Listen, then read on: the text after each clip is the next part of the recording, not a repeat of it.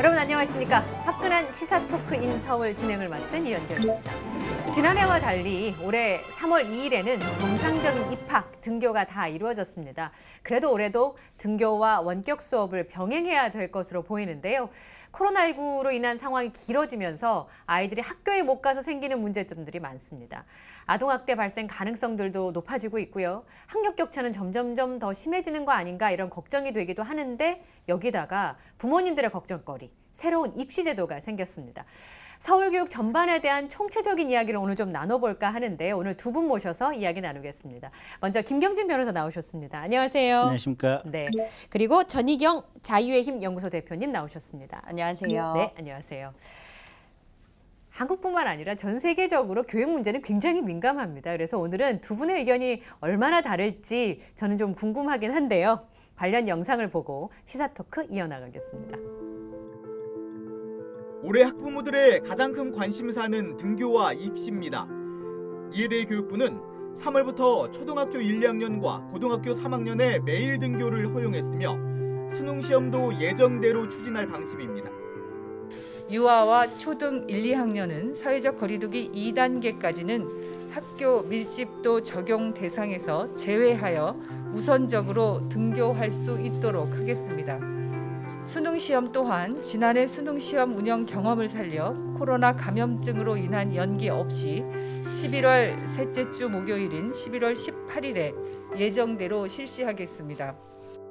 지난해 코로나19 확산 여파로 온라인 수업이 확대되자 교사의 92%, 학부모의 89%가 학력 격차 심화를 우려했습니다.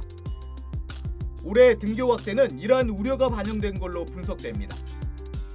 서울시의 2021년 핵심 과제 또한 학생들의 기초학력 향상입니다.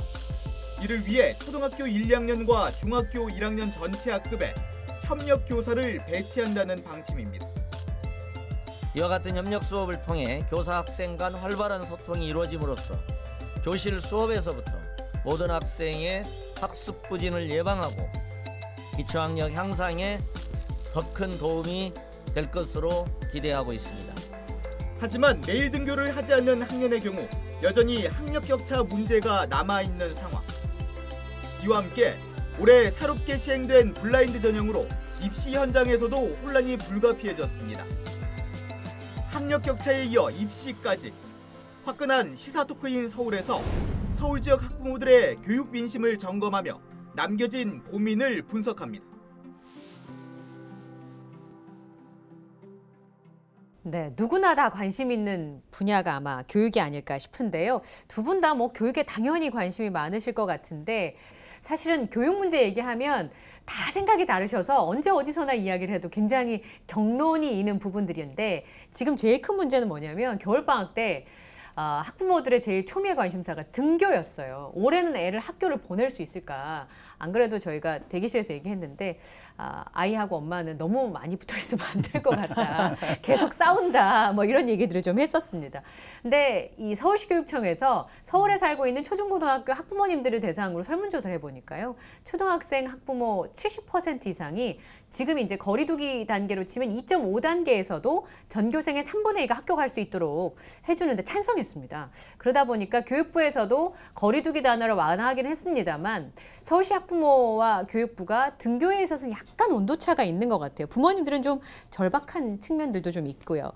어떠세요? 방역이냐 등교냐 이거 사실 결정이 굉장히 어려운 문제인데 전 대표님 생각은 어떠십니까?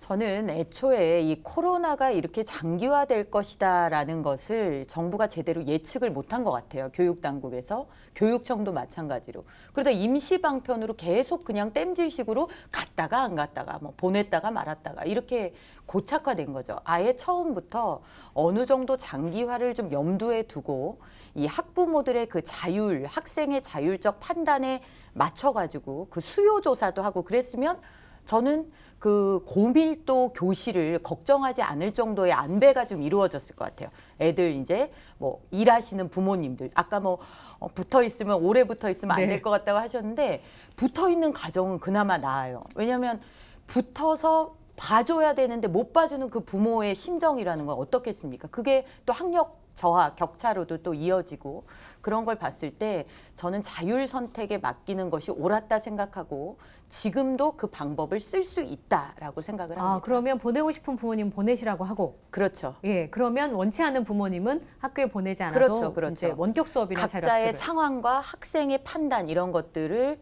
또 이제 백신도 접종이 시작됐고 하니까 그런 그 자율적 판단에 맡긴다면 보다 더 여건이 지금보다 좋았을 것이다 네. 라는 생각이 듭니다. 근데 학부모님하고 선생님들 생각이 좀 다르신 것 같아요. 같은 조사에서 학부모님의 70% 이상은 2.5단계로도 보내주면 좋겠다가 70%가 넘는데 선생님들은 54%만 찬성을 했거든요. 일단 엄마 아빠 입장에서 보면 애가 집에서 게임하는 시간이 늘어났잖아요. 제대로 일어나지 않는 아이들도 많아요. 네. 학교 가는 등교 시간 다 누워 있으니까. 네, 집안에 그냥 누워 있고 저희 그냥 집에도 있습니다. 네. 보통 터집니다. 예, 네. 죄송합니다. 예. 네. 그러다 보니까 부모 입장에서 그냥 속이 터지는 거 아니겠습니까? 네. 그 다음에 사실은 그렇게 게임하는 시간이 늘어나다 보니까 공부를 제대로 하나 싶기도 하고 또 저기 그 온라인 학습 프로그램에 이제 접속을 해가지고 이게 수업을 듣는 것 같긴 한데 아무래도 옆에서 이렇게 흘금흘금 몰래 이렇게 보면 제대로 받아 적는지 저걸 말하는 걸 이해하는지 또 중간중간에 끊기기도 하잖아요, 보면. 예, 맞습니다. 예, 그러니까 이제 부모님 입장에서는 그냥 속이 그냥 썩을 대로 썩는 거죠, 보면. 예. 거기다가 내 아들은 계속 뒤처지는 것 같고. 네. 근데 이제 이런 것 같아요, 보면. 집안에 이제 부모가 좀 여유가 있고 돈이 좀 있으면 뭐 학원에도 보내고 어떤 식으로 이제 보조 선생님들 뭐 이제 도움을 받을 수 돈으로 있죠. 이제 이렇게 도움을 받으면 따라가요, 보면. 그래서 그 경우에는 별 문제가 없는데 이게 도움을 못 받는 아이들 같은 경우 특히 집안에 인터넷 속도 되게 느린다든지 아니면 뭐 컴퓨터 장비 옛날 오래된 거 가지고 있다든지 또는 애가 또 태생적으로 조금 지체 애들이 있을 수 있거든요. 이런 경우는 대책이 없잖아요, 사실 보면. 그러니까 부모님이 그래도 그나마 봐주실 수 있는 경우 괜찮은데 네. 할머니와 살고 있는 경우 아예 태블릿이나 디지털 기기가 없는 가정도 제법 많이 있습니다. 네, 그러니까 그러니까요. 그런 부분들에 있어서 굉장히 구멍이 좀 많았다. 조금 서울 경기가 이제 등교했을 때 이게 코로나 전염 가능성 때문에 문제인데 서울 경기를 제외한 나머지 권역은 가급적이면 등교하는 쪽으로 이렇게 갔으면 좋겠고 서울 경기는 조금 좀 이렇게 각자 세분화해서 개인별 맞춤형 좀 의사결정을 할 수 있었으면 그래서 아까 말씀한 대로 집안에서 하는 것이 되게 좀 어렵고 복잡하고 조건이 안 맞는 아이들은 가급적이면 등교하는 쪽으로 네.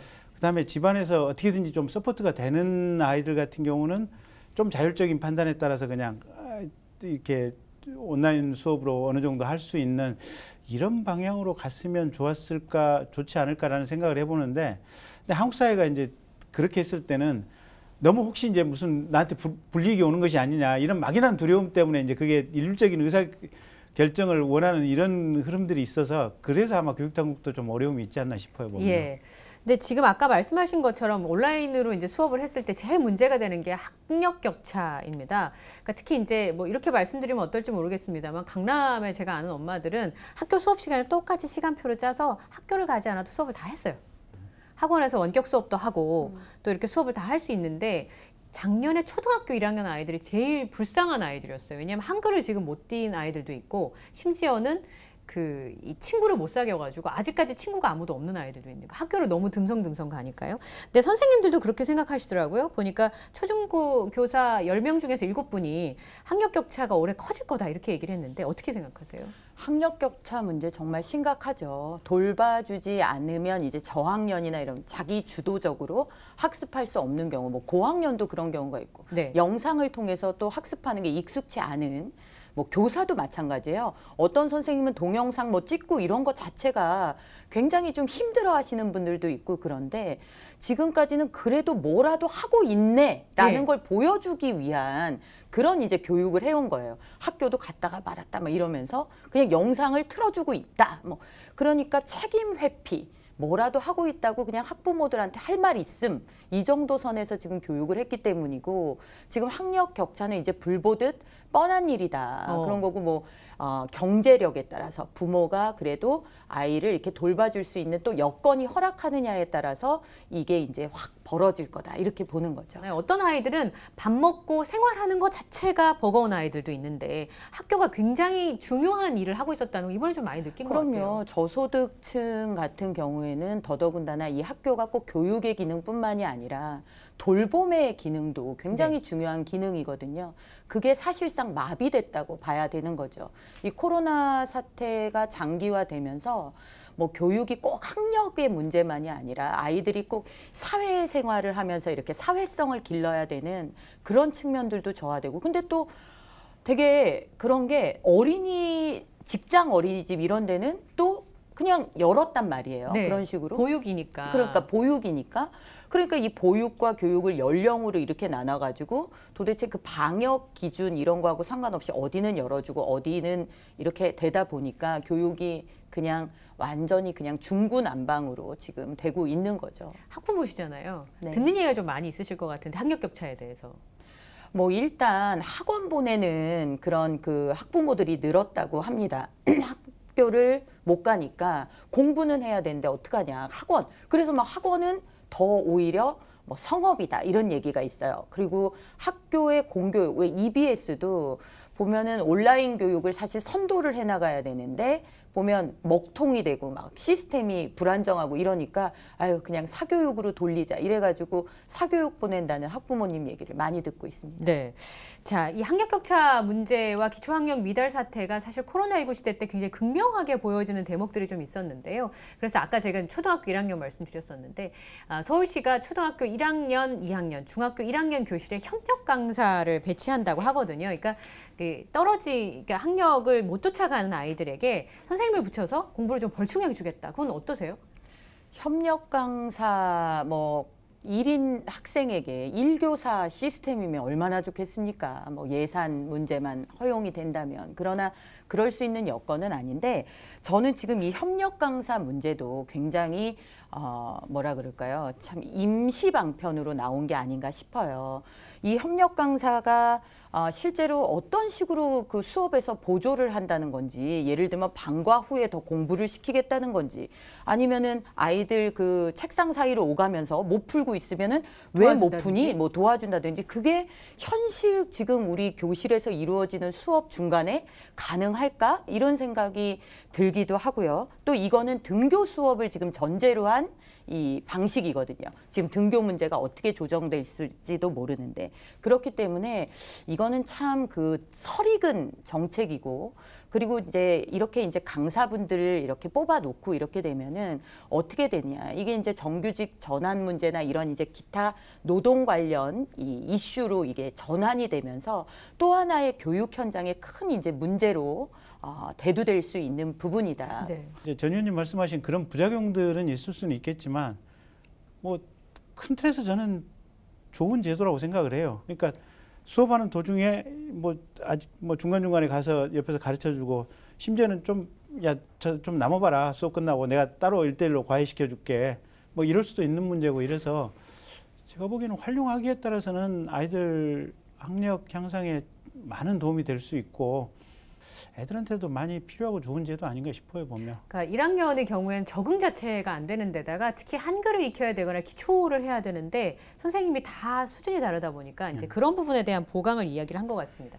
지금 이제 제일 핫한 건 사실 대입제도인데요. 고3 교실 얘기를 좀 해보면 입시제도에도 변화가 좀 생겼는데 그 중에 하나가 바로 블라인드 제도라고 하는 거예요. 그러니까 이 학생부 종합전형을 할 때 학교 이름을 공개하지 않는다. 그러니까 실력만 보겠다. 이런 내용인데요. 어떻게 보십니까? 이 학교 이름을 공개 안 하면 괜찮을까요? 뭐 블라인드 제도를 한다 그러는데 이게 실효성이 있을까 하는 것이 저는 현장의 목소리라고 생각을 합니다. 어떤 부분에서요? 이제 뭐 그 자사고와 일반고 이렇게 해서 좀 구분을 해서 보면, 지금 보면 학생부를 충실성 있게 기재하는 게 자사고하고 일반고하고 시작부터 좀 차이가 나는 거 아니냐, 이런 얘기들이 계속 있어요. 그래서 학교를 가려도 일선에서 입시를 계속하는 전문가들은 이거 어느 학교다라는 것까지도 읽어낼 수 있다라는 얘기가 나올 정도로 지금 그런 거고, 그래서 학생부 종합전형에 대한 의존도는 지금처럼 높게 두면서 이거 블라인드 채용하는 거는 그야말로 눈 가리고 아웅하는 방식의 그런 입시제도 개편이다라고 생각이 듭니다. 네, 뭐 이름을 공개하진 않지만 보통 서울대학교에 몇 명 보냈는지 학교 순위가 이렇게 나오잖아요, 보통. 이제 그러다 보니까 상위를 보면 특목고랑 자사고가 많은 건 어쩔 수가 없고, 그러니까 이 학생부 종합전형을 할 때라도 학교 이름을 좀 가려보자. 그러면 아이들의 진정한 것을 볼 수 있을 것이다. 그리고 이 서열화도 좀 달라질 수 있을 것이다. 라고 하는 게 정책의 취지인 것 같은데 변호사님 생각은 어떠세요? 저는 필요하다고 봐요. 필요하다고 보세요? 예. 그러니까 이게 불필요한 선입관을 없앨 수 있잖아요, 보면. 그리고 말 그대로 현장에 이제 담백한 상황을 가지고 이제 판단을 할 수 있으니까, 물론 전희경 위원님 말씀대로 실질적으로 이제 이게 수십 년간 그 업무에 종사하다 보면 가렸어도 눈에 보이는 게 있겠죠. 뭐 그건 그렇다 치더라도 일단 가리면 이게 뭐랄까 불필요한 가점, 불필요한 감점 이런 것들이 빠질 수가 있는 거 아니에요, 보면. 그래서 저는 필요하다 이렇게 보고요. 네. 이제 그런 과정을 통해서 우리 교육이 좀 더 공정해질 수 있겠다 이렇게 봅니다. 부작용이 있을 수는 있지만 그런 방향으로 가야 되는 것이다. 예. 예. 저는 그래서 이제 교육에 있어서의 공정성을 좀 살리려면 어떻게 해야 되느냐. 결국에는 저는 정시를 좀 확대를 해야 됐다라는 생각을 가지고 있어요.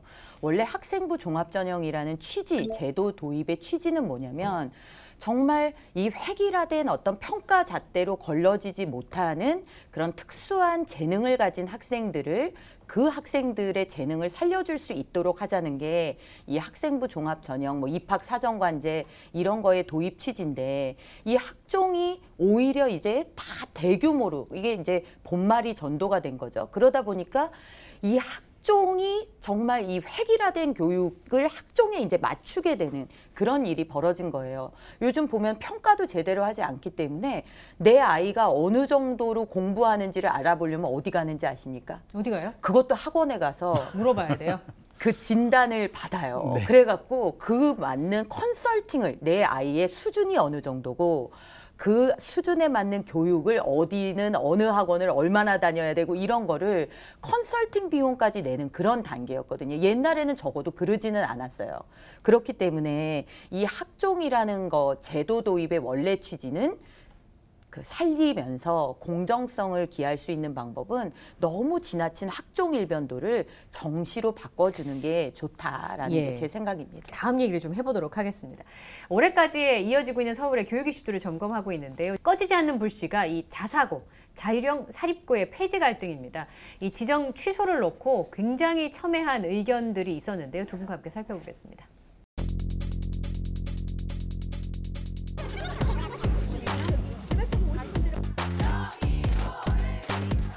정책적 유효기간이 다 됐다. 20년 전에 자사고 체제로는 담지 못하는 새로운 현실이 우리에게 있다.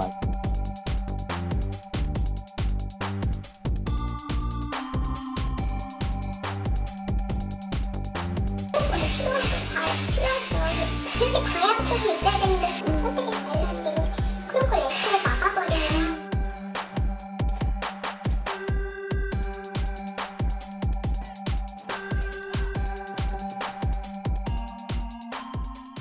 보신 것처럼 이 자사고 줄 소송이 계속 될 것으로 보이는데 이건 이제 소송과 관련된 부분이니까 변호사님, 자사고라고 하는 학교는 이 본인들 스스로 이제 커리큘럼을 짜는 대신에 재정도 본인들이 알아서 하는 그런 학교 아니겠습니까? 네. 근데 그걸 이제 취소하라고 하니까 못하겠다 이래서 이제 판결이 나왔는데 네. 법원에서는 어쨌든 지금 자사고에 손을 들어준 거 아닌가요?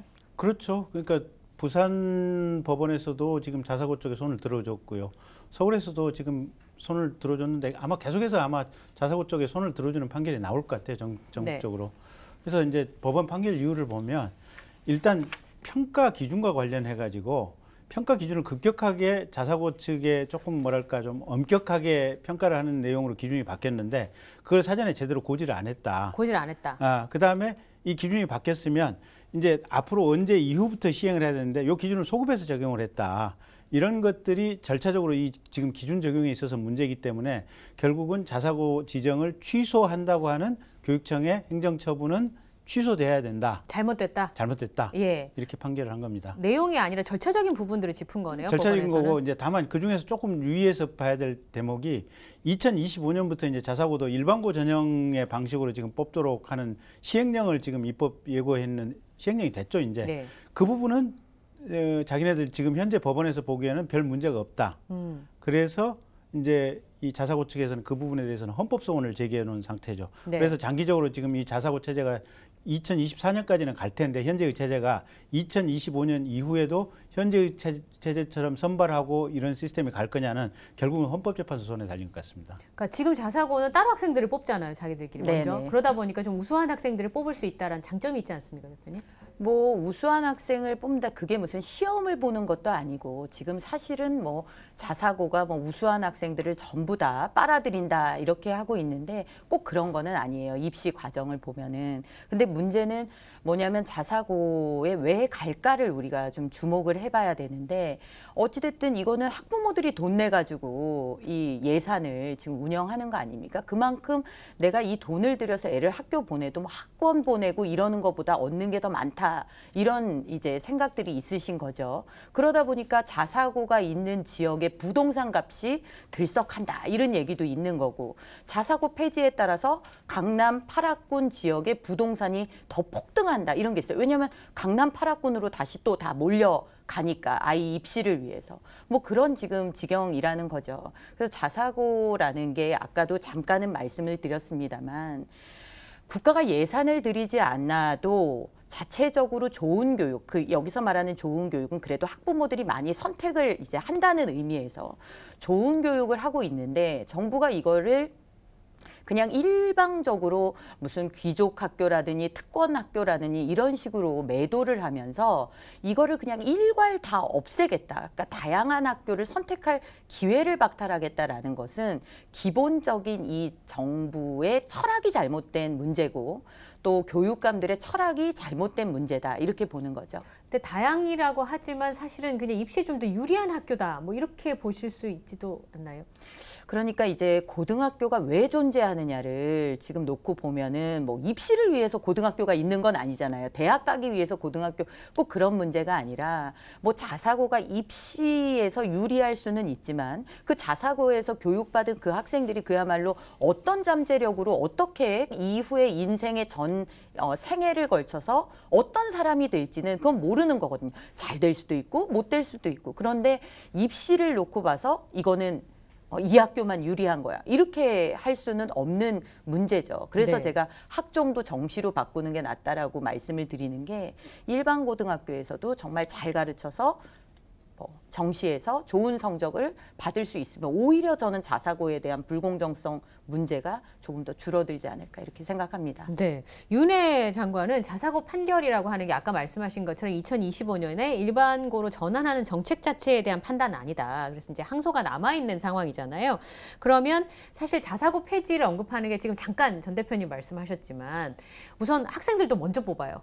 그러니까 훨씬 더 좀 유리한 측면이 있고 그다음에 학교 재정도 따로 운영을 하고 대신에 시간표도 다 따로 교육 커리큘럼도 따로 만들기 때문에 아무래도 고교 서열화 문제가 좀 생길 수 있다. 그러니까 뭐 이런 부분을 반대하시는 분들도 있고 또 한쪽에서는 다양하게 아이들 가르칠 수 있는 거 아니냐 이렇게 얘기하시는 분들도 있는데 고등학교까지 무상교육을 지금 올해부터 이제 달성이 된 상황이잖아요. 그러다 보면 아이들이 같은 환경에서 그래도 고등학교 때까지는 다 같이 공부하는 게 좋지 않을까 이렇게 생각하시는 분들도 있지 않을까요?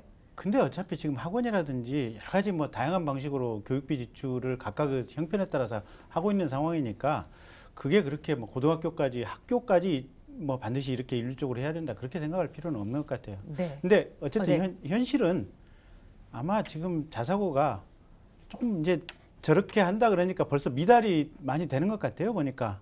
그래서 그리 오래 안 갈 것 같아요 현실적으로는. 유지하기 어려울 것이다. 네. 없어진다고 하니까 사실은 학생을 보낼 수는 없는 상황이니까요. 그러니까 이 정부에서는 이미 그 목표 달성을 하고 있는 거예요. 그런 불확실성 속에 학교를 계속해서 몰아놓다 보니까 이게 어떻게 될지 모르는데 어떻게 학부모들이 또 학생들이 그걸 그렇게 이제 선택을 하겠느냐. 그러니까 지금 뭐 이 재판 결과 이런 거하고 상관없이 저는 이 정부에서 추진하고 있는 자사고 말살 정책의 효과는 이미 보고 있는 거다. 이런 생각이 들고 지금 전국적으로 자사고가 42개, 서울에는 21개 이렇게 있습니다. 근데 이게 일반고로 전환하게 되면 안 들던 돈을 국가 예산을 이제 집어넣어야 되잖아요. 근데 얼마가 되냐면 약 1년에 2,500억 정도가 듭니다. 2,500억 이요? 2,500억. 그러니까 지금 안 들어가던 예산이.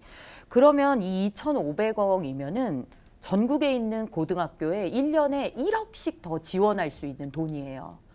그래서 저는 도대체 왜 이런 일을 하는 것인가? 정말 일반 고등학교들에게 이런 그 예산 지원을 이 돈이면은 더 해서 뭔가 더 좀 더 좋은 교육을 받을 수 있는 길을 틀 수도 있을 텐데, 그런데 또 반면 서울 시내에서 몇몇 곳이 혁신학교 때문에 되게 갈등이 컸습니다.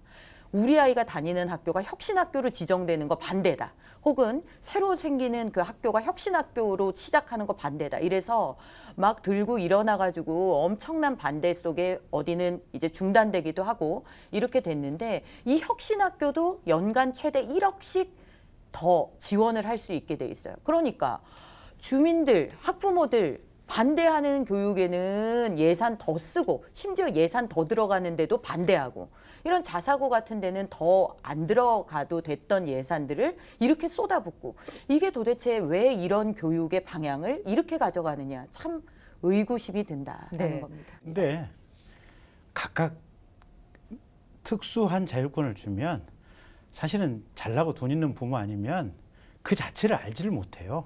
아, 정보 자체가. 네. 조국 같은 분의 자제분들, 그런 부모 두지 않으면 어디 학교에서 무슨 전형이 어떤 방식으로 있다든지 어떻게 알겠어요? 알 방법이 없는 거지.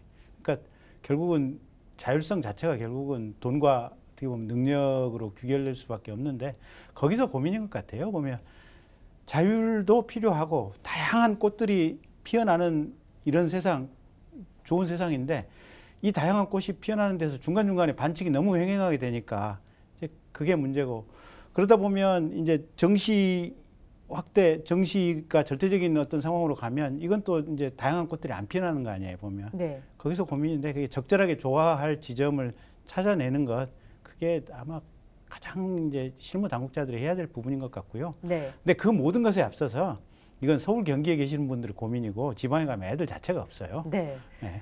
변호사님은 이제 지방의 지역구가 있으셨으니까 이제 그런 세부적인 내용들을 잘 아시니까 그렇긴 한데요. 또 여기 있는 아이들은 너무 경쟁이 치여서 굉장히 어려운 측면이 좀 있습니다. 마지막으로 오늘의 화끈한 한마디를 좀 들어보도록 하겠습니다. 두 분께서 어떤 말씀을 해주실지 전 대표님 먼저 하시겠어요? 가붕개가 아니라 다시 개천의 용을 키웁시다.